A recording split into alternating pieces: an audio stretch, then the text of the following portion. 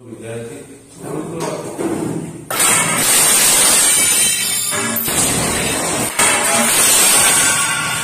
क्या आईसी चलेगा सर? स्कूल आईसी चलेगा?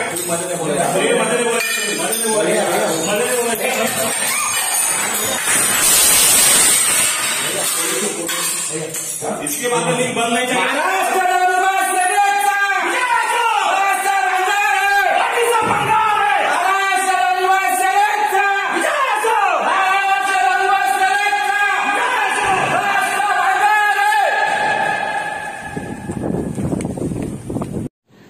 जैन इंटरनॅशनल स्कूल औरंगाबाद यांना वारंवार समजावून सुद्धा आणि शिक्षण विभागाला निवेदन देऊन सुद्धा त्यांनी ऑनलाईन एज्युकेशनची जी लिंक आहे विद्यार्थ्यांची फीस न भरल्या कारणाने मागच्या काही दिवसापासून बंद ठेवली होती।